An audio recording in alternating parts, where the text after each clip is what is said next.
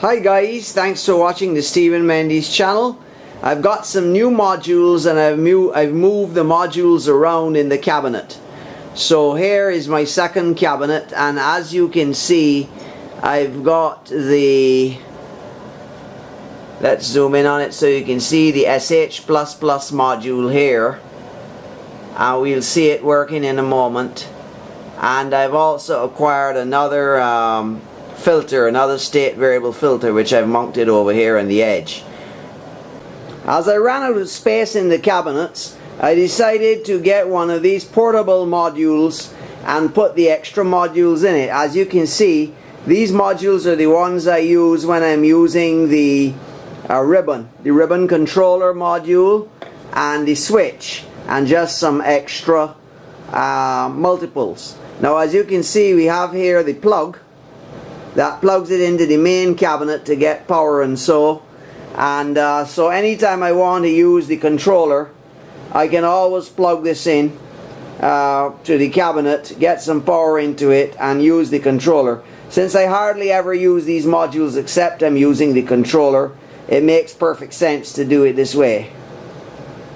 The advantage of having more than one noise module in the cabinet is obvious, because the noise, when you're trying to modulate noise with noise, you want to use one noise as an LFO and the other noise as your primary source of audio. You need a certain amount of independence. Many sources need random voltage sources for sounds in nature, like if you want to reproduce animals or noises that occur in nature. There's a certain randomness in the harmonics, and having more than one source of noise gives you the independence to have multiple random voltage sources. One of the first things we noticed when we got the module was that all sources of noise are not created the same. This is the white noise from the original noise module, the Q110. This is the pink noise after it's gone through some filtering.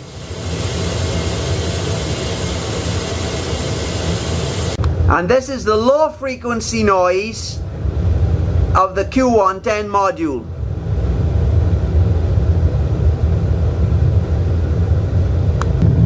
This is the noise output of the Q157++ with the filter knob set for low pass. So this is the lowest output of the Q157, and it's slightly above, it has slightly more higher frequency components than the low frequency noise of the Q110.